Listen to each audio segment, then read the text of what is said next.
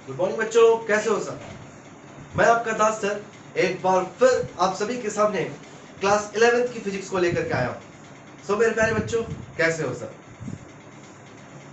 My dear students, सबसे पहले तो मैं आपसे रिक्वेस्ट करूंगा कि मेरे YouTube channel Commerce Guru Classes और साइंस गुरु क्लासेस को लाइक, शेयर और सब्सक्राइब कर दो। मेरी कोशिश है बेटा कि इस पूरे के पूरे क्रूशियल टाइम में मैं आपको क्लास 9 से लेकर के क्लास 12 तक की हर एक फिजिक्स से रिलेटेड टॉपिक को यहाँ पर एक्सप्लेन करता हूँ। साथ ही साथ हमारे प्रिय शिक्षक, हमारे मित्र मिस्टर अहद हुसैन सर ये केमिस्ट्री के वीडियोस आपको प्रोवाइड कर रहे हैं और आप इसी चैनल पे केमिस्ट्री के वीडियोस को देख सकते हो। और आपको एक और बात बता दूं कि मैथ्स के लिए आपको ज्यादा परेशान होने की जरूरत नहीं है, क्योंकि हमारे one of the best mathematician और हमारे मित्र मिस्टर निसाल सिंह वो भी मैथ्स के लेक्चर्स को 9 से लेकर के 12 तक के लिए अपलोड कर रहे हैं। सो मेरे प्यारे बच्चों, उनके वीडियोस को देखने के लिए मैं लिंक को डिस्क्रिप्शन में दे दूंगा, आप वहां से मैथ्स के वीडियोस को देख सकते हो। अब मैं आपको इंट्रोड्यूस कराता हूं अपने one of the best commerce के फैकल्टी से mister Salman Khan sir.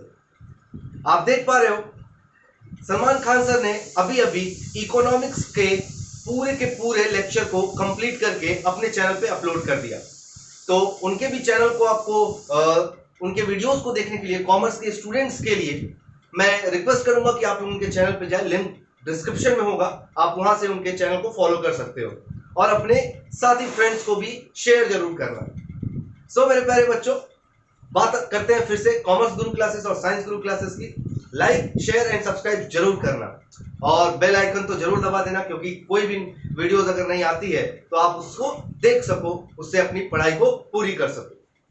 So last class 11th के फिजिक्स में बेटा मैंने आप लोगों को बताया था प्रोजेक्टाइल मोशन और types of numerical of projectile motion, यानी कि प्रोजेक्टाइल मोशन से हम लोग कैसे डील कर रहे थे, पाथ ऑफ प्रोजेक्टाइल कैसा हो रहा था। उसके बाद मैंने आपको बताया कि न्यूमेरिकल्स को किस तरीके से हम लोगों ने डील किया। तो जो न्यूमेरिकल को डील करने के तरीके थे बेटा मैंने आपको एक्सप्लेन कर चुके थे। आज बहुत ही इंपॉर्टेंट और बहुत इंटरेस्टिंग टॉपिक को मैं आपके सामने रखूंगा और वो टॉपिक होगा vector analysis. So our today's topic will be vector analysis. तो उम्मीद करते हैं बेटा कि आप लोगों का पोटेंशियल बहुत हाई है और आप लोग पढ़ाई करने के लिए रेडी हो। बहुत ज्यादा डिस्टर्बेंस हो रहा है बेटा। ओके, अब डिस्टर्बेंस नहीं होगा। So we will start vector analysis. So vector analysis में नाम से आपको पता चल रहा है कि हमें यहां पर डिस्कस क्या करना है। तो पहली चीज वेक्टर फिजिकल क्वांटिटी को हम लोग किस तरीके से डील करेंगे, हमें आज के टॉपिक में हमें यही पढ़ना है। सो पहली बात कि वेक्टर क्या होता है, तो बेटा आप लोग जानते हो वेक्टर क्वांटिटीज वो क्वांटिटीज होता है जिनके पास मैग्नीट्यूड होता है और डायरेक्शन होता है, यानी कि those physical quantity which have magnitude and direction both are known as vector quantity. जैसे एग्जांपल बेटा वेलोसिटी एक वेक्टर क्वांटिटी है क्योंकि इसके पास मैग्नीट्यूड होता है और डायरेक्शन होता है। एग्जांपल के तौर पे a man is running with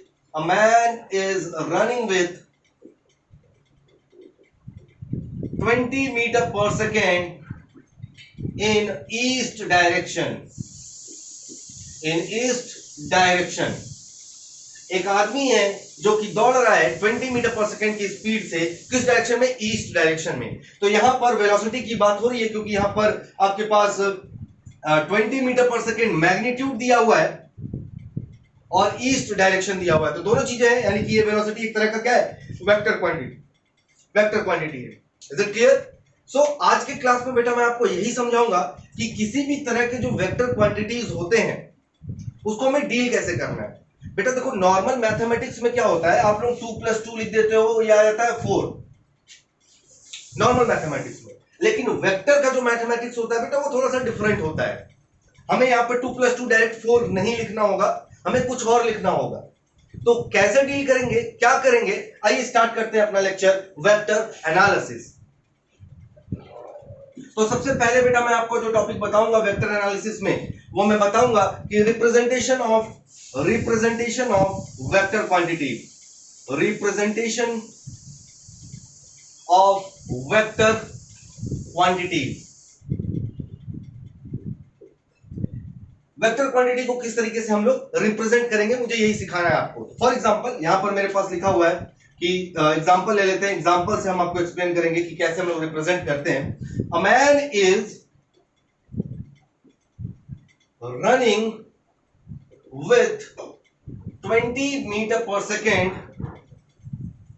along x axis।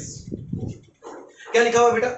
A man is running with 20 meter per second along x axis। एक आदमी x axis के डायरेक्शन में 20 मीटर पर सेकेंड की स्पीड से दौड़ रहा है।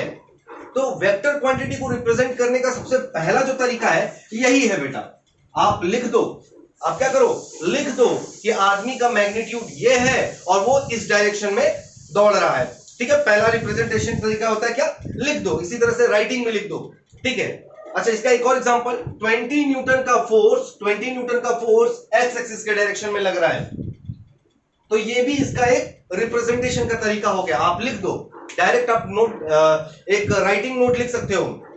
और 20 Newton of force is acting along x axis, ये भी वेक्टर क्वांटिटी का रिप्रेजेंटेशन का एक तरीका होता है। ये भी एक तरीका है बेटा।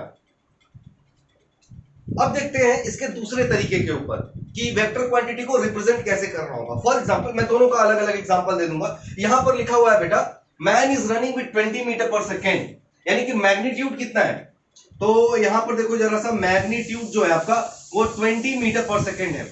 डायरेक्शन किधर है, एक्स एक्सिस पे है। चलो ठीक है, तो 20 मीटर पर सेकेंड को रिप्रेजेंट, यानी कि ये पूरे वेलोसिटी को रिप्रेजेंट करना है आपको वेक्टर क्वांटिटी पे। तो सबसे पहला काम करते हैं बेटा, draw a straight line equivalent to the magnitude of the vector quantity. पहला चीज क्या बताया मैंने, पहला मैंने बताया draw a straight line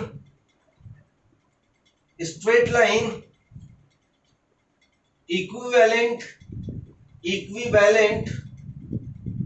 to the magnitude, यानी कि एक आपको लाइन ड्रॉ करना पड़ेगा जो कि इक्विवेलेंट होना चाहिए इसके मैग्नीट्यूड के। ठीक है, दूसरा क्या है, दूसरा जो आपका रिप्रेजेंटेशन का जो तरीका है दूसरा, पुट एन एरोहेड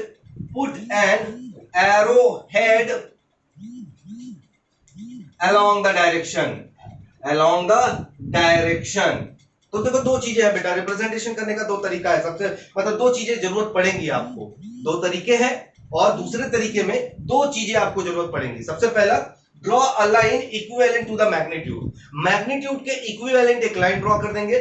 दूसरा है put an arrowhead along the direction, एक एरोहेड ड्रॉ करना पड़ेगा आपको किस डायरेक्शन में, जिस डायरेक्शन में उसकी बात हो रही है। तो चलो ठीक है, 20 मीटर पर सेकेंड, मैग्नीट्यूड कितना है 20 मीटर पर सेकेंड। तो यहां पर बेटा मुझे कुछ एजम्पशन करना पड़ेगा। तो let 1 metre per second is represented by 1 centimeter of line, यानी कि जो स्पीड था 1 मीटर पर सेकेंड का, उसको मैंने लिख दिया कि 1 सेंटीमीटर लाइन, यानी कि देखो भाई जाहिर सी बात है 20 मीटर पर सेकेंड। अब 20 मीटर का लंबा लाइन ड्रॉ करोगे टफ टास्क होगा। ठीक है, कॉपी पे ड्रॉ करना है तो 1 सेंटीमीटर एज्यूम कर लो। तो क्या किया मैंने, एक स्केलिंग करना पड़ता है, स्केलिंग कर लो आप। मैंने बोला कि 1 मीटर पर सेकेंड का जो 1 मीटर पर सेकेंड का जो वेलोसिटी है वो रिप्रेजेंट किया जा रहा है किससे, 1 सेंटीमीटर के लाइन से।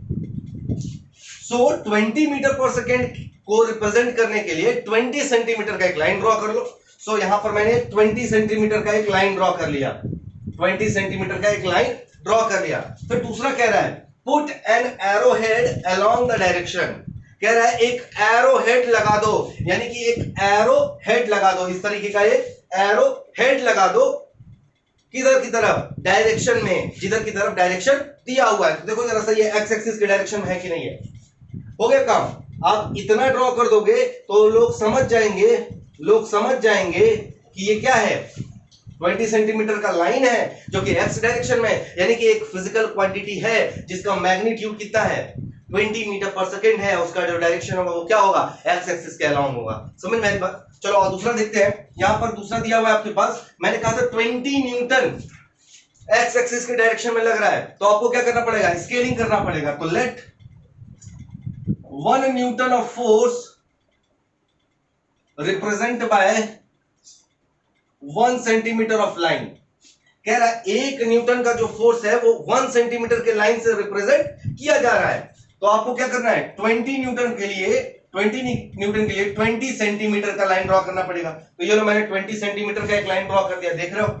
उसके बाद किधर लग रहा है, ये एक्स एक्सिस के डायरेक्शन में। तो put an arrow head along the direction of force. तो ये एक्स एक्सिस के डायरेक्शन में हो गया, और ये जो लाइन मिला आपको बेटा, ये लाइन मिला, इसके ऊपर एरो हेड लगा है, यही वो फिजिकल क्वांटिटी को एक्सप्लेन कर दे रहा है, रिप्रेजेंट कर दे रहा है। समझ में आ रही बात मेरी। तो अगर किसी वेक्टर क्वांटिटी को आपको रिप्रेजेंट करना होगा तो सिंपली आप एक लाइन ड्रॉ करोगे, उस लाइन को मैग्नीट्यूड के इक्विवेलेंट दिखाना पड़ेगा, इक्विवेलेंट दिखाना पड़ेगा, और उसके ऊपर एक एरो हेड लगा देते हैं। क्या लगा देते हैं, एरो हेड लगा देते हैं। यहां तक समझ में आई बात। अब देखो बेटा, इसको कहते हैं हम लोग हेड, इसको कहते हैं हम लोग हेड, और इसको कहते हैं हम लोग टेल। ये जो लाइन मिलता है, इधर वाला होता है हेड और इधर वाला होता है टेल। समझ में आई बात। तो यहां तक मैंने आपको बताया कि कैसे हम लोग रिप्रेजेंट करेंगे वेक्टर फिजिकल क्वांटिटीज को। दो तरीके से रिप्रेजेंट किया जाता है। पहला तरीका क्या होगा बेटा, पहला तरीका होगा आप स्टेटमेंट वाइज इस तरीके से लिख सकते हो, और जो दूसरा तरीका होगा बेटा, draw an straight line and put an arrow head along the direction of, बस फिजिकल क्वांटिटी के डायरेक्शन के अलोंग एक एरो हेड लगा देंगे। That's it, so simple is that. Okay बेटा, सो आप जल्दी से इसको नोट डाउन करो, हम अपने अगले टॉपिक की तरफ चलते हैं।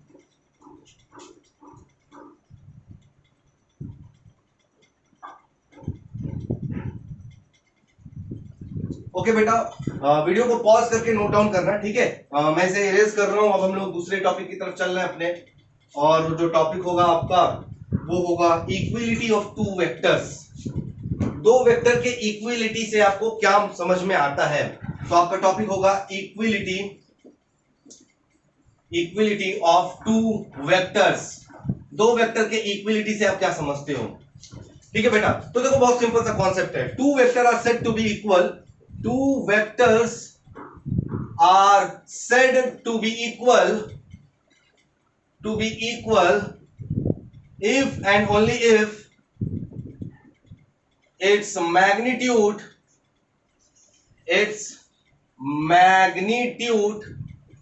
and direction are same। कह रहा है कि दो वेक्टर्स को आप इक्वल तभी कह सकते हो जब उसका मैग्नीट्यूड और डायरेक्शन क्या हो, सेम हो। तो जैसे कि एग्जांपल के तौर पे आप देख लो, यहां पर वेक्टर ए है, सपोज कर लो ये वेक्टर। तो रिप्रेजेंटेशन कैसा होता है बेटा, फिजिकल क्वांटिटी के ऊपर एक हम लोग ऐसे लाइन दिखा देते हैं, ठीक है। जैसे अगर फोर्स है 20 न्यूटन का, तो आपको इसको वेक्टर फॉर्म में दिखाना होगा, तो एफ के ऊपर एक ऐसे डंडा लगा करके रिप्रेजेंट कर देते हैं, ठीक है।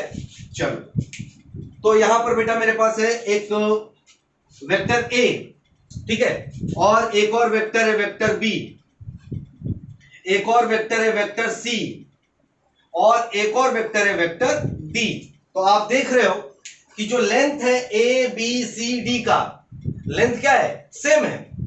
तो हम यहां पर लिख सकते हैं बेटा, वेक्टर ए, देखो डायरेक्शन भी सेम है ना ए बी सी का, vector A equal to vector B equal to vector C equal to, क्या ये वेक्टर डी भी इक्वल है। तो बेटा देखो लेंथ इक्वल है और डायरेक्शन क्या है, ऑपोजिट है। ए बी सी तीनों का डायरेक्शन इधर की तरफ जा रहा है, लेकिन डी का डायरेक्शन ऑपोजिट है। तो आप लिखोगे vector A equal to vector B equal to vector C is equal to minus vector D. मैंने क्या किया, साइन को माइनस कर दिया। बेटा अगर इधर की तरफ है, बाकी सब इधर की तरफ है, तो इसके लिए ये तो नेगेटिव में ही होगा ना, तो नेगेटिव डी कर दिया। तो इक्विलिटी ऑफ टू वेक्टर से आपको क्या समझ में आता है, दो वेक्टर के इक्विलिटी से समझ में आता है क्या, कि two vectors are equal only and only if they have equal magnitude and equal direction, ठीक है। तो vector A equal to vector B equal to, यहां पर जो एग्जांपल मैंने दिया है ए बी सी डी, चारों का जो मैग्नीट्यूड है यानी कि लेंथ ऑफ द लाइन है वो सेम है। डायरेक्शन ए बी सी का एक तरफ है लेकिन डी का जस्ट ऑपोजिट है, इसलिए यहां पर मैंने माइनस साइन सब्स्टिट्यूट करके मैंने डी को भी इक्वली कर लिया। समझ में आई बात। So this is all about the equivalent of two vectors, equality of two vectors. So बेटा नोट डाउन कीजिए, आगे बढ़ते हैं।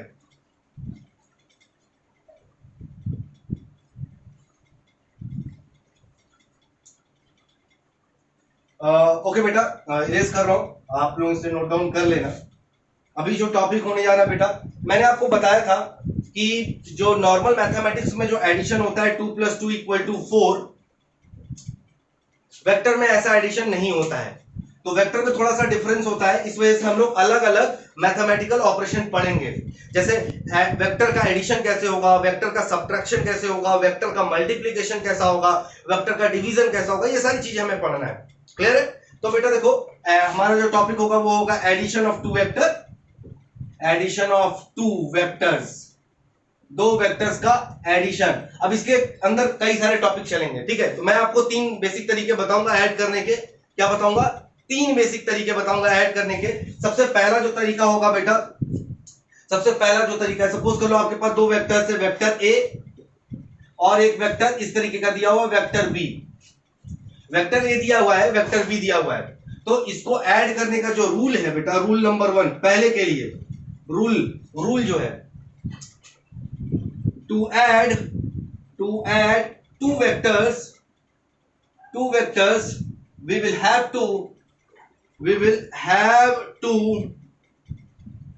put the tail of second vector on the head of first vector in the same direction, in the same direction। क्या मतलब हो गया बेटा? ये मैंने क्या लिखा? मैंने लिखा रूल नंबर 1, दो वेक्टर आपने दिया हुआ वेक्टर ए और वेक्टर बी, इसको कह रहे हैं इसको ऐड करो और ऐड करके हमको वैल्यू दो। तो कह रहे हैं रूल नंबर 1, रूल कह रहा है बेटा कि वेट अ सेकंड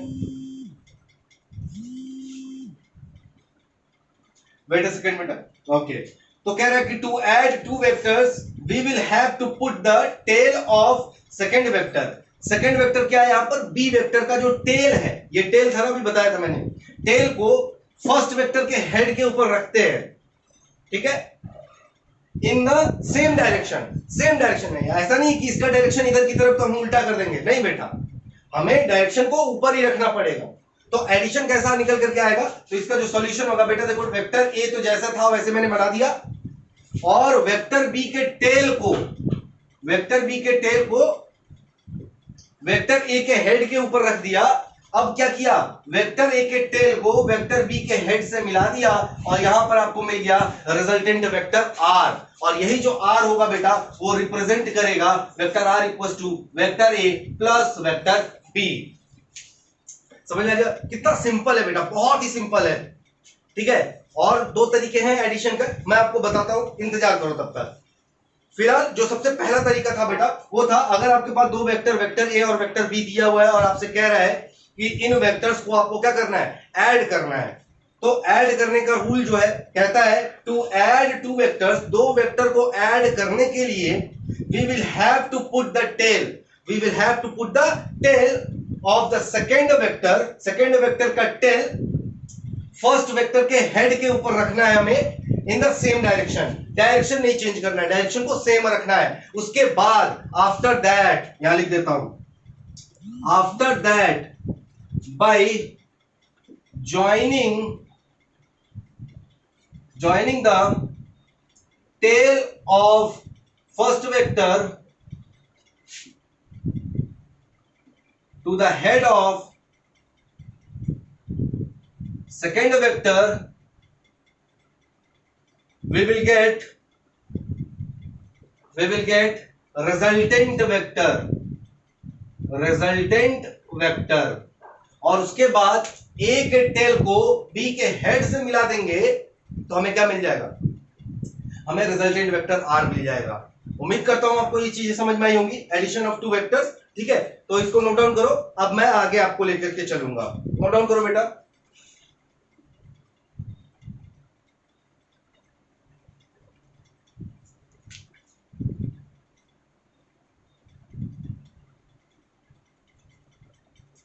ओके बेटा, इरेज कर रहा हूं बेटा मैं।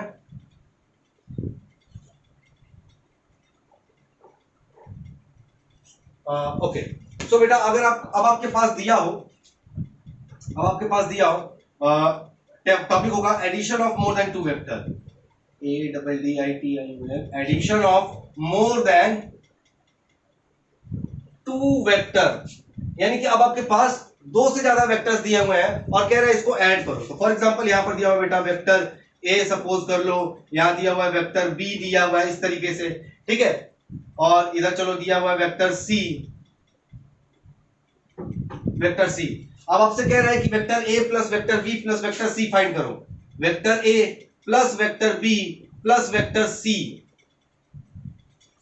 इन तीनों वेक्टर्स को, इसका सम आपको फाइंड करना है, इसका सम आपको फाइंड करना है। तो सिंपल बेटा तरीका क्या होगा, पुराना वाला ही तरीका, वेक्टर ए बनाओ, वेक्टर ए क्या, वेक्टर ए को वेक्टर बी में ऐड करने के लिए क्या करना होगा बेटा, हमें वेक्टर बी के टेल को, वेक्टर बी के टेल को, वेक्टर बी के टेल को वेक्टर ए के हेड पे रख करके ऐड कर देना है, ठीक है। देखो तो वेक्टर ए मिल गया और वेक्टर बी मिल गया, लेंथ भी वही होगा, लेंथ तो थोड़ा छोटा बड़ा हो चुका है यहां पे, तो लेंथ भी वही होगा। चलो एक बार फिर से ड्रॉ कर देते हैं। तो वेक्टर ए आपका बड़ा था तो वेक्टर ए लो, ठीक है। फिर कह रहा है वेक्टर ए को वेक्टर बी में ऐड करना, क्योंकि हमें ए प्लस बी प्लस सी चाहिए। तो वेक्टर बी के टेल को वेक्टर ए के हेड के ऊपर रखेंगे और ये आपको मिल गया वेक्टर बी। तो आपको मिल गया vector A plus vector B. Value क्या होगी इसकी, तो हमें क्या करना होता है, ऐसे करके ए के टेल को बी के हेड से मिला देंगे। तो ये आपको मिल गया vector A plus vector B. Okay, अब देख रहे हो आप वेक्टर सी किधर जा रहा है, इधर की तरफ जा रहा है, इधर की तरफ जा रहा है ना। तो यहां पर आपको a प्लस बी मिल गया। अब a प्लस बी के ऊपर आपको क्या करना है, ऐड करना है, c ऐड करना है, किधर की तरफ, इधर की तरफ। ये लो मिल गया वेक्टर c, ठीक है। अब हमें क्या चाहिए, हमें चाहिए vector a plus vector b plus vector c चाहिए। तो वेक्टर a प्लस बी ये रहा, वेक्टर c ये रहा। अब इन दोनों को ऐड कैसे करेंगे, ऐसे करके ऐड कर देंगे बेटा। तो ये जो ओरिजिन है आपका यहां से, यानी कि वेक्टर a प्लस बी का जो टेल है वो वेक्टर सी के हेड से जाकर के मिल जाएगा और ये आपको मिल जाएगा vector A plus vector B plus vector C. कितना आसान तरीका है। चलो एक और तरीका, एक और देख लेते हैं, चलो यहां पर वेक्टर ए दे दिया बेटा, अब यहां पर दे दिया वेक्टर बी, ठीक है, अब यहां पर दे दिया वेक्टर सी। अब इसको कैसे ऐड करेंगे, ये जो 3 वेक्टर्स दिया हुआ है vector A vector B vector C, इसको कैसे ऐड करेंगे बेटा। तो वेक्टर ए जैसा दिया हुआ है वैसे ही ड्रॉ कर देंगे, वेक्टर बी का जो डायरेक्शन दिया हुआ है वो डायरेक्शन में ले जाकर के वेक्टर बी, और यहां पर ए के टेल को और बी के हेड को मिलाएंगे तो आपको क्या मिलेगा, vector A plus vector B. यही तो एडिशन होता है बेटा। अब क्या कह रहा है, वेक्टर सी ऐड करना है, तो परपेंडिकुलर, तो देखो डायरेक्शन वेक्टर सी का वही रखा है मैंने, तो ये हो गया वेक्टर सी। अब क्या करना है हमें सिंपली इसको ऐसे मिला देना है, सॉरी गलती हो गया, हमें सिंपली इसको ऐसे मिला देना है। तो ये आपको ये वाला जो मिल गया बेटा, यहां से यहां तक वाला जो लाइन मिल गया ये वाला, वो आपको मिल गया vector A plus vector B plus vector C. ये हो गया, समझ वाली बात, कितना आसान है बेटा। तो ये हेडिंग है आपका addition of more than 2 vectors, 2 से ज्यादा वेक्टर्स को ऐड करने का तरीका। देखो डायरेक्शन हमें नहीं बदलना है, ऐड करने के लिए क्या करते हैं बेटा, पहले वेक्टर का हेड के ऊपर दूसरे वेक्टर के टेल को रख देते हैं, ऐड करने का तरीका है, ठीक है। चलो तो वही मैंने किया यहां पर, आप देखोगे, ध्यान से देखो, वीडियो को पॉज करके आपको मिल जाएगा। तो addition of more than 2 vectors का तरीका ये होगा, तो इसको नोट डाउन कीजिए, आगे बढ़ते हैं।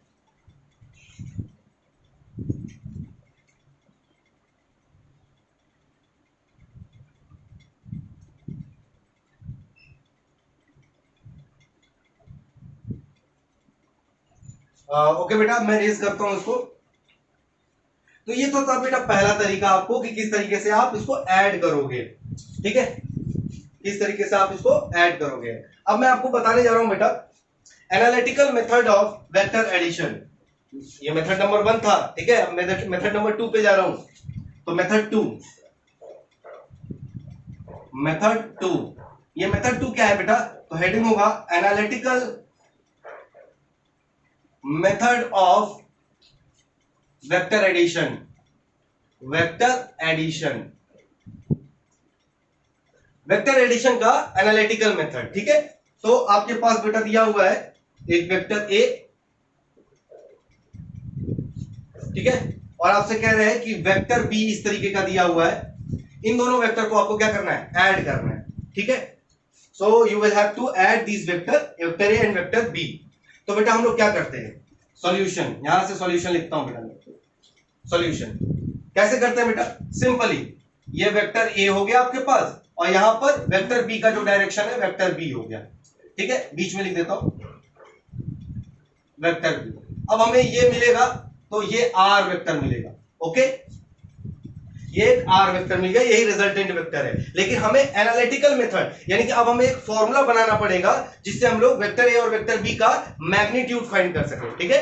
तो चलो मैं क्या कर रहा हूं बेटा, इस वी वाले लाइन को इस पर थोड़ा सा बढ़ा दिया मैंने,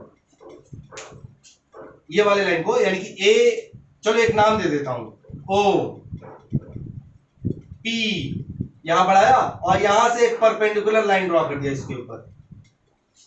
क्या किया नहीं समझ में आ रहा है? बड़ा बनाना पड़ेगा, चलो ठीक है बड़ा ड्रॉ कर लेते हैं, थोड़ा सा बड़ा ड्रॉ कर लेते हैं। मैं आपको एनालिटिकल मेथड बता रहा हूं बेटा, मुझे एक फॉर्मूला डिराइव करना है वेक्टर के एडिशन के लिए, ठीक है। तो सबसे पहले मेरे पास एक वेक्टर होना चाहिए, वेक्टर ए, ठीक है, और यहां पर मैं एक बड़ा सा वेक्टर ले रहा हूं वेक्टर बी। अब आपसे कह रहा है कि इन दोनों वेक्टर का एडिशन का फॉर्मूला बनाओ। क्या करना है? एडिशन का फॉर्मूला बनाना है। तो यहां से बेटा मैं सॉल्यूशन कर रहा हूं, ठीक है। सॉल्यूशन ध्यान से देखना बेटा, बहुत इंपॉर्टेंट टॉपिक है ये आपके एग्जाम में कई सारे पूछा भी गया हुआ है। तो वेक्टर ए इस तरीके से और वेक्टर बी का जो डायरेक्शन दिया हुआ था वो वेक्टर बी कर लो, ठीक है, और इसको ऐसे मिला देंगे तो आपको मिल जाएगा रिजल्टेंट वेक्टर आर, ठीक है। अब मैंने कहा कि नाम दे दो ओ पी और इसको मैं थोड़ा सा आगे बढ़ा दिया, मैंने ओपी लाइन को थोड़ा सा आगे बढ़ा दिया और यहां से इसको ऐसे करके मिला दिया, ठीक है।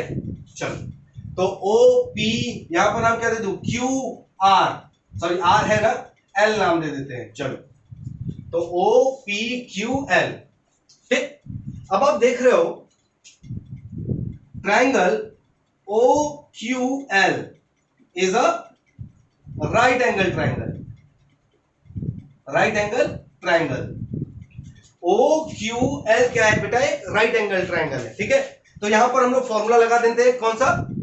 पाइथागोरस थ्योरम का फॉर्मूला लगा देते हैं। OL square equal to OL square equal to OQ square plus QL square, यही मिलेगा, बिल्कुल यही मिलेगा। तो OQ, जो ये OQ है बेटा, इस OQ को मैं लिख सकता हूं OP प्लस PQ, बोलो हाँ है ना? यस बेटा, OP प्लस PQ लिख सकता हूं, okay. So OL square equal to OQ OP square OP plus PQ square. बेटा OQ को डायरेक्ट मैंने लिख दिया OP प्लस PQ लिख दिया, ठीक है, प्लस QL स्क्वायर। तो एक काम करते हैं, यहां पर मुझे मिल गया OL स्क्वायर इक्वल टू, बेटा ये होल स्क्वायर का फॉर्मूला है, ब्रेक कर लेते हैं, मिलेगा आपको OP square plus PQ square plus 2OP PQ plus QL square, ठीक है। यहां तक समझ में आई बात आपको? OP square plus PQ square plus 2OP PQ plus QL square. Clear है बेटा? अब आप देख रहे हो कि PQ स्क्वायर, ये PQ स्क्वायर और ये QL स्क्वायर, PQ स्क्वायर और ये QL स्क्वायर, ये भी तो एक राइट एंगल ट्राइंगल है, ये वाला PQL भी तो एक राइट एंगल ट्राइंगल है ना। तो PQ square plus QL square, PQ square plus QL square आपको क्या दे देगा? PQ square plus QL square आपको दे देगा PL स्क्वायर, बोलो हाँ या ना? PL स्क्वायर देगा कि नहीं देगा? हाँ या ना बोलो। चलो तो अब मैं यहां पे लिख देता हूं, यहां पर since PQ square plus QL square equals to PL square. क्यों? Because PQL is a right angle triangle, PQL is right angle triangle, ठीक है, यहां तक। अब क्या करते हैं बेटा? तो PQ स्क्वायर QL स्क्वायर को PL स्क्वायर से रिप्लेस कर देते हैं। तो अब फिर से आ जाते हैं इस वाली इक्वेशन पे, OL square equals to OP square plus 2OP PQ OP PQ plus OP square 2OP PQ PQ square और QL स्क्वायर की जगह पे क्या रखेंगे? PL स्क्वायर ठीक है। अब सबकी वैल्यू रखो। OL क्या है बेटा? OL क्या है? R vector R square equal clear. चलो OP क्या है? OP है A स्क्वायर। OP क्या है बेटा? A स्क्वायर है। चलो plus 2OP PQ OP PQ अभी बचा हुआ है। और PL स्क्वायर क्या है बेटा? B square plus B square. तो यहां पर हमें मिल गया R square equal to A square plus OP PQ plus B square. ठीक है। तो बेटा देखो आप जरा सा, ये जो PQ है, ये PQ तो हमने बनाया है ना। तो हमारे पास क्या दिया हुआ था? हमारे पास केवल वेक्टर A वेक्टर B दिया हुआ था। हमें कह रहा था वेक्टर A और वेक्टर B को ऐड करके वेक्टर R फाइंड कर लो, यही तो कह रहा था। तो यानी कि हमारे पास A पता है, B पता है, R हमें निकालना है। तो ये तो मैंने अपने सुविधा के लिए बढ़ाया है ना थोड़ा सा। तो PQ को हमें यहां से हटाना होगा। We will have to erase PQ from this equation। इस इक्वेशन से, इस एंटायर इक्वेशन से हमें PQ को हटाना है। तो इस PQ को कैसे हटाएंगे? बहुत सिंपल सी बात है बेटा। तो इस PQ को हटाने के लिए बेटा, इस PQ को हटाने के लिए मुझे इस ट्रायंगल में बात करना पड़ेगा। तो ये PQ हमें हटाना है और यहां पर हमारे पास PL दिया हुआ है, R B है, PL दिया हुआ है, B है, और PQ क्या है? बेस है। देखो PL क्या है? हाइपोटेनियस है। PQ क्या है? बेस है। तो in triangle PQL sine of theta, यहां पर बेटा थीटा सपोज कर लेते हैं, ये अल्फा सपोज कर लेते हैं। एंगल्स जरूरी है, ठीक है। तो यहां पर थीटा एंगल, तो साइन थीटा इक्वल टू क्या होता है बेटा? साइन थीटा नहीं, बेस है ना, कॉस थीटा लेना पड़ेगा। Cos theta equal to base upon hypotenuse. क्या होता है बेटा? Base upon hypotenuse. तो बेस मतलब PQ, हाइपोटेनियस क्या है? PL है ना। तो PQ की वैल्यू यहां से क्या मिली? PQ की वैल्यू बेटा मिली cos थीटा इंटू PL, और PQ इक्वल टू PL का मतलब क्या? B cos theta. तो बेटा यानी कि PQ की जगह पे जो यहां पर मेरे इक्वेशन में जो PQ आ रहा था अनवांटेड है, मुझे चाहिए नहीं PQ। मुझे इक्वेशन को A और B के साथ ही चाहिए, मुझे और कोई फैक्टर नहीं चाहिए, मुझे केवल A और B चाहिए। तो यहां पर PQ एक्स्ट्रा आ रहा था, तो PQ को हटाने के लिए हमने इस ट्रायंगल में cos theta equal to PQ upon PL कर लिया। cos theta equal to PQ upon PL कर लिया। तो हमें PQ की वैल्यू निकाल लिया। PQ की वैल्यू होती है B cos थीटा, ठीक है। अब वैल्यू को सब्स्टिट्यूट कर देंगे एंटायर इक्वेशन में। तो यहां पर प्रयास कर रहा हूं, ठीक है। तो आपको इक्वेशन मिलेगा क्या बेटा? यहां पर, हाँ चलो ठीक है। R square equal to A square plus 2OP मतलब A, 2A अच्छा, PQ मतलब क्या? B cos theta plus B square. R square equal to A square plus B square plus 2AB cos theta. ये हो गया बेटा। देखो अब सब कुछ, सारी चीजें आ गई। R आ गया, A आ गया, B आ गया। R आपको चाहिए था, A और B के साथ रिलेशन बनाना था, बना दिया मैंने। तो यहां पर R इक्वल टू मिल जाएगा आपको बेटा under root A square plus B square plus 2AB cos theta. ये हो गया बेटा, ये हो गया आपका क्या? फॉर्मूला। यहां लिख देता हूं formula. R square equal to A square, sorry, R equal to under root A square plus B square plus 2AB cos of theta. तो ये बेटा किसी भी वेक्टर का मैग्नीट्यूड बताने का फॉर्मूला है। देखो बेटा, वेक्टर क्वांटिटी के पास डायरेक्शन होता है, मैग्नीट्यूड होता है। डायरेक्शन आप निकाल सकते हो एंगल्स के बेसिस पे। अल्फा और थीटा जो एंगल्स है वही आपका क्या है? डायरेक्शन है। और मैग्नीट्यूड निकालने का तरीका ये है बेटा, आर को निकालने के लिए क्या चाहिए, equal to under root A square plus B square plus 2ab cos theta. ये फॉर्मूला लगा दोगे आपको दो वेक्टर का सम का फॉर्मूला मिल जाएगा। ये क्या है, दो वेक्टर्स के एडिशन का फॉर्मूला है। समझ में आ रही बात? चलो बेटा अब ध्यान से सुनो मेरी बात, ध्यान से अब मेरी बात सुनो। ठीक है, तो हमारे पास दो वेक्टर्स दिए हुए थे, वेक्टर ए और वेक्टर बी। हमसे कह रहा था कि वेक्टर ए और वेक्टर बी को ऐड करके एक फॉर्मूला बनाइए। ठीक है, तो हमने क्या किया, दो वेक्टर ए और वेक्टर बी को लिया, वेक्टर ए यहां पर और वेक्टर बी यहां पर मैंने ऐड कर दिया सिंपली, जैसे हमने अभी प्रीवियस टॉपिक में सीखा था। तो वेक्टर ए के हेड के ऊपर वेक्टर बी के टेल को रख दिया।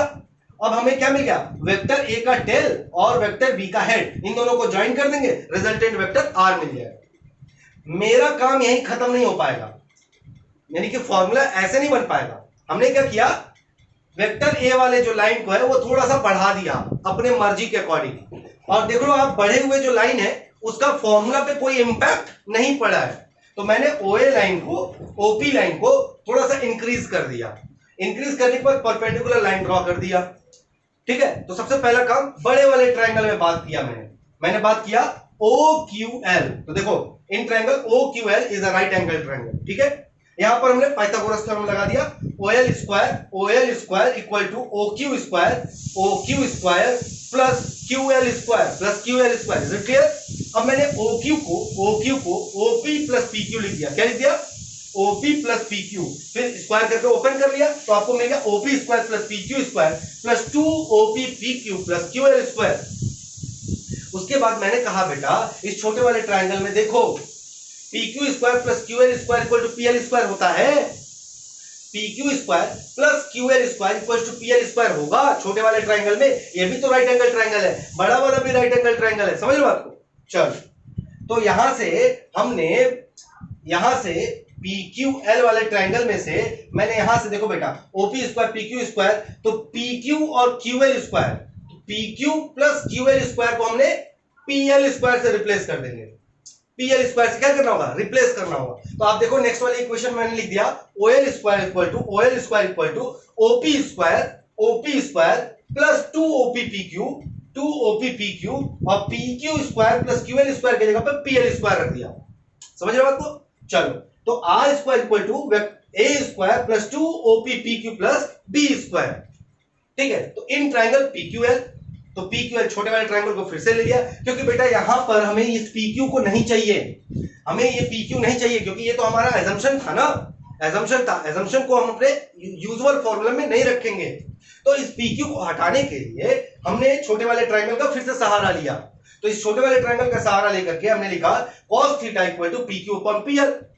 cos थीटा मतलब बेस अपॉन हाइपोटेनियस, तो बेस मतलब PQ एंड हाइपोटेनियस मतलब PL, तो PQ upon PL equals to cos theta लिख सकते हैं। यहां से PQ की वैल्यू मिल जाएगी cos थीटा PL, या फिर हम लोग PQ की वैल्यू क्या कह सकते हैं, B cos थीटा। क्या कह सकते हैं? B cos थीटा कह सकते हैं। अच्छा चलो ठीक है, B cos थीटा कहां गया आपका, B cos थीटा, हाँ इस B cos थीटा को वैल्यू को अब उठा करके इसी इक्वेशन में हमने सब्स्टिट्यूट कर दिया। तो यहां पर देखो R square equal to A square plus 2AB cos theta. क्यों A, क्योंकि बेटा देखो OP का मतलब क्या, OP का मतलब A है ना, और PQ का मतलब PQ आया था ना, तो PQ को हमने रिप्लेस कर दिया था B cos थीटा से, तो AB cos theta plus B square. Clear है? उसके बाद मैंने फॉर्मूला स्क्वायर को इधर लेकर के चले गए, तो R equal to under root A square plus B square plus 2AB cos theta. This is your required formula for the addition of two vectors. दो वेक्टर्स को ऐड करने का ये क्या है, रिक्वायर्ड आपका फॉर्मूला है। ठीक है बेटा, तो मैं अभी यहां से हट रहा हूं, आप इसको खटक से नोट डाउन कीजिए, आगे बढ़ते हैं। ठीक है, चलो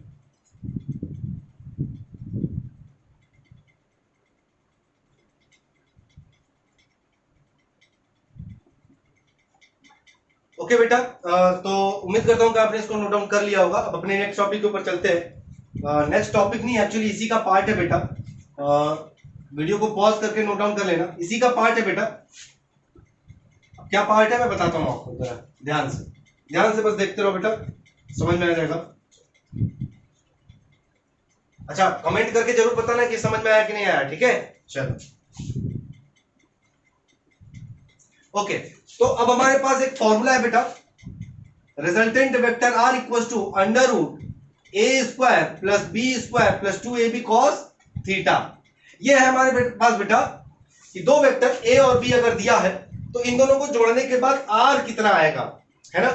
लेकिन ये क्या है, ये एक वेक्टर क्वांटिटी है बेटा, वेक्टर। तो यहां पर केवल मैग्नीट्यूड से काम नहीं चलेगा, मैग्नीट्यूड से काम नहीं चलेगा, यहां पर हमें डायरेक्शन भी बताना पड़ेगा। ये डायरेक्शन भी इंपॉर्टेंट है, केवल मैग्नीट्यूड बताने से नहीं होगा, डायरेक्शन इंपॉर्टेंट है। ठीक है, चलो ठीक है। तो अभी हम लोग बात करेंगे direction, direction of resultant, resultant का डायरेक्शन बेटा। ठीक है, तो रिजल्टेंट की डायरेक्शन की बात करते हैं। तो आर का मुझे डायरेक्शन चाहिए, तो आर का डायरेक्शन क्या बेटा, यहाँ पर अल्फा है ना। देखो आर का डायरेक्शन क्या है, अल्फा ही तो है बेटा, ए के साथ अल्फा एंगल तो क्रिएट कर रहा है, मुझे ये अल्फा चाहिए। तो एक काम करते हैं बेटा, आप देख रहे हो यहां पर बड़े वाले ट्राइंगल में, बड़े वाले ट्राइंगल में, तो in triangle O Q L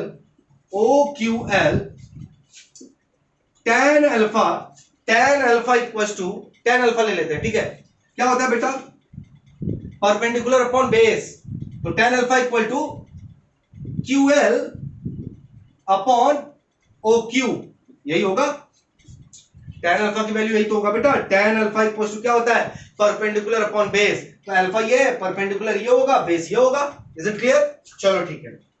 अब बेटा देखो QL है, QL है, चलो ठीक है। OQ को हम लोग क्या लिख सकते हैं, OQ को हम लोग क्या लिख सकते हैं, OP प्लस PQ। तो यहां पर tan alpha equal to QL upon OP plus PQ, tan alpha equal to QL upon OP plus PQ। अच्छा चलो एक काम करते हैं बेटा, QL की वैल्यू फाइंड कर लेते हैं, ये QL की वैल्यू फाइंड कर लेते हैं। ठीक, तो QL की वैल्यू कैसे निकालेंगे बेटा, यहां पर थीटा है ना, थीटा एंगल है ना, तो ये क्या होगा, परपेंडिकुलर होगा और हाइपोटेनियस, तो परपेंडिकुलर अपॉन हाइपोटेनियस साइन में जाता है, तो परपेंडिकुलर अपॉन हाइपोटेनियस साइन में जाता है। तो यहां पर कर लेते हैं, रफ में करना है, since QL upon PL equal to sine of theta, so QL equal to PL sine theta, QL equal to PL sine theta, और PL की वैल्यू कितनी है, B है, तो QL की वैल्यू कितनी मिल गई, B ऑफ साइन थीटा। यानी कि QL की जगह पे क्या रख सकते हैं, B साइन थीटा रख सकते हैं। देखो B आ गया और थीटा ये वाला एंगल आ गया। ठीक है, कितना आसान है। तो QL मिल गया, अभी QL मिलने के बाद PQ भी चाहिए हमें, PQ भी चाहिए। तो PQ वाले में क्या करेंगे बेटा, जल्दी बताओ, PQ के लिए क्या करेंगे, तो PQ आपका क्या है, बेस है और हाइपोटेनियस, बेस और हाइपोटेनियस ले लेते हैं, तो base upon hypotenuse. Similarly PQ upon PL, base upon hypotenuse equal to cos of theta. तो PQ की वैल्यू कितनी मिल जाएगी बेटा, PQ upon PL equal to cos theta. तो यार PQ equal to PL cos theta, PL cos of theta, या फिर PQ की वैल्यू B cos थीटा। तो देखो बेटा यहां से मैंने निकाल दिया QL equal to B sin theta और PQ equal to B cos theta, दोनों वैल्यूज को यहां रख दो। तो tan alpha equal to QL का मतलब क्या, QL का मतलब B sin theta, B sin theta divided over OP मतलब A प्लस PQ मतलब B cos theta, A plus B cos theta. Formula क्या हो जाएगा, tan alpha equal to B sin theta upon A plus B cos theta. So this is your required angle tan alpha मिल गया हमें। Clear? अब ये topic हो गया आपका खत्म। ये टॉपिक क्या हो गया बेटा, खत्म हो गया। अब हम लोग बात करेंगे तीसरे एडिशन की, यानी कि थर्ड टाइप का एडिशन हम लोग कैसे करेंगे। तो बेटा ठीक है, इसको नोट डाउन कीजिए, आप लोग नोट डाउन कीजिए, आगे बढ़ते हैं।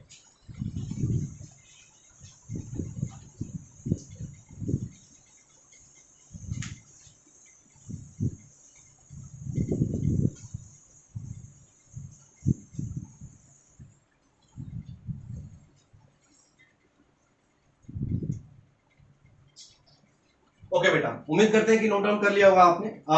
बेटा देखो, सबसे पहला जो तरीका था बेटा, मैंने आपको बताया था एडिशन करने का सबसे पहला तरीका क्या था बेटा आपका, कि हेड के ऊपर टेल रख देंगे और टेल और हेड को मिला देंगे। पहला तरीका था। दूसरा तरीका बेटा मैंने आपको बताया एनालिटिकल मेथड। इसमें मैंने एक फॉर्मूला ही बना दिया, एडिशन करने का एक फॉर्मूला ही बना दिया। तो फॉर्मूला डेवलप करने के बाद उसका डायरेक्शन भी चाहिए था, तो डायरेक्शन भी निकाल दिया। तो दो चीजें हो गई आपके पास। अब बेटा थर्ड तरीके पे जाते हैं। तो थर्ड होगा आपका parallelogram method, parallelogram method of addition of two vector. तो दो वेक्टर के एडिशन का पैरेललोग्राम मेथड क्या है? दो वेक्टर के एडिशन का पैरेललोग्राम मेथड क्या होगा ये देखो। तो देखो बेटा यहां पर मैं कुछ स्टेटमेंट लिख रहा हूं, उस स्टेटमेंट को ध्यान से देखना। If two vectors are represented bye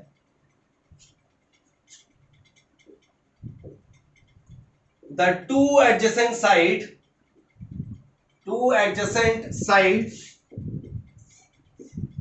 of a parallelogram from a point, then the resultant vector can be drawn by drawing the diagonal of the parallelogram from same point। देखो इतना लंबा सा स्टेटमेंट मैंने लिख दिया। अरे सर आपने क्या लिख दिया? कुछ नहीं है बेटा, बहुत आसान है। ध्यान से देखो, कह रहा है कि if two vectors are represented by the two adjacent sides of a parallelogram, कह रहा है कि किसी भी वेक्टर के दो वेक्टर्स दिए हैं, उन दोनों वेक्टर को अगर कह रहा है कि किसी पैरेललोग्राम के दो एडजेसेंट साइड से दिखाया जा रहा है। Example is important. तो वेक्टर ए दिया हुआ है बेटा, यहां सपोज कर लो वेक्टर बी दिया हुआ है, वेक्टर ए दिया हुआ है, वेक्टर बी दिया हुआ है। दोनों के बीच में एंगल कितना है बेटा? थीटा। दोनों के बीच में एंगल कितना है? थीटा है। तो कह रहा है कि अगर दो वेक्टर इस तरीके से दिया हो कि वेक्टर ए और वेक्टर बी किसी भी पैरेललोग्राम के दो एडजेसेंट साइड दिखा रहे हो, ठीक है, तो सर ये तो पैरेललोग्राम का एडजेसेंट साइड नहीं है दिखाए। देखो अभी देखना हो जाएगा, अपने आप हो जाएगा। यहां से मैंने डॉटेड लाइन ड्रॉ किया और यहां से मैंने डॉटेड लाइन ड्रॉ किया। बी के पैरेलल ये वाला और ए के पैरेलल ये वाला, तो बना ना पैरेललोग्राम। कितना सिंपल है। तो देखो कह रहा है कि अगर दो वेक्टर ए और वेक्टर बी किसी पैरेललोग्राम के दो एडजेसेंट साइड को रिप्रेजेंट कर रहा है, तो इन दोनों का जो रिजल्टेंट एडिशन होगा वो इन दोनों वेक्टर से जो पैरेललोग्राम फॉर्म कर रहा है उसका डायगोनल ड्रॉ कर दो। उसका जो डायगोनल है वो ड्रॉ कर दो, वही डायगोनल क्या हो जाएगा? इसका रिजल्टेंट वेक्टर आर हो जाएगा। तो वेक्टर ए और वेक्टर बी दो वेक्टर्स हैं आपके पास, इन दोनों वेक्टर्स से क्या बन रहा है? पैरेललोग्राम बन रहा है। तो कह रहा है कि इसका जो पैरेललोग्राम का जो डायगोनल होगा यही डायगोनल क्या हो जाएगा? इसका रिजल्टेंट वेक्टर आर हो जाएगा। और डायरेक्शन क्या होगा? डायरेक्शन अल्फा ले लेते हैं, ए से अल्फा एंगल, ठीक है। चलो तो फॉर्मूला क्या निकलेगा? फॉर्मूला क्या होगा? कुछ नहीं बेटा, फॉर्मूला तो वही रहेगा, R equal to under root A square plus B square plus 2ab cos of theta. Okay, R तो मिल गया। अभी हमें tan अल्फा यानी कि डायरेक्शन भी चाहिए, तो क्या होता है? b sin theta divided by a plus B cos of theta.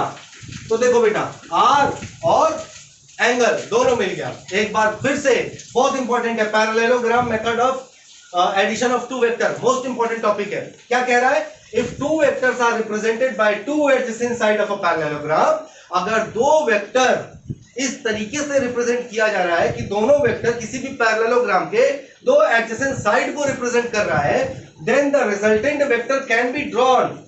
Resultant vector को हम लोग ड्रॉ कर सकते हैं by drawing the diagonal of the parallelogram from same point. उसी पैरेललोग्राम के डायगोनल को ड्रॉ कर लो उसी पॉइंट से, वही होगा आपका क्या? Resultant vector R. So simple is that. तो इसको नोट डाउन करिए, आगे बढ़ते हैं। ये सब कंप्लीट कर लो बेटा, ये सब कंप्लीट कर लो, आगे बढ़ते हैं।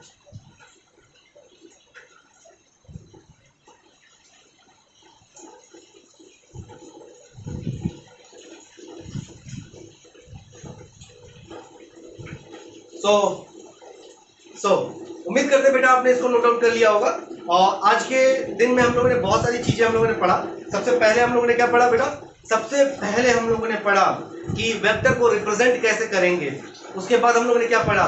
उसके बाद हम लोगों ने पढ़ा बेटा कि वेक्टर को रिप्रेजेंट करने का तरीका क्या क्या होता है। ठीक है, उसके बाद हम लोग क्या पढ़ा? एडिशन ऑफ टू वेक्टर्स पढ़ा। दो वेक्टर को एडिशन करने का तरीका क्या होता है। तो वेक्टर को एडिशन करने के मैंने आपको अब तक 3 तरीके बता दिए। सबसे पहला तरीका, लाइन को ड्रॉ करो, हेड और टेल को मिलाओ, फिर टेल और हेड को मिला दो, रिजल्टेंट मिल जाएगा। दूसरा तरीका क्या था? 3 तरीके बताया ना। पहला तरीका तो हो गया, फिर दूसरा तरीका मैंने एनालिटिकल मेथड बताया, एंगल बना करके फॉर्मूला निकाल दिया, और तीसरा तरीका पैरेललोग्राम मेथड था। ठीक है, क्लियर है? तो ये 3 तरीका मैंने आपको बताया। आप कहोगे कि सर आपने कहा था 4 तरीके आप बताऊंगा। बिल्कुल बताऊंगा बेटा। आप तब तक के लिए आपको इंतजार करना पड़ेगा। किस चीज का? वेक्टर एनालिसिस के दूसरे लेक्चर का। ठीक है, अपना ध्यान रखना। मेरे चैनल कॉमर्स गुरु क्लासेस और साइंस गुरु क्लासेस को लाइक, शेयर और सब्सक्राइब जरूर करना। Thank you, good bye.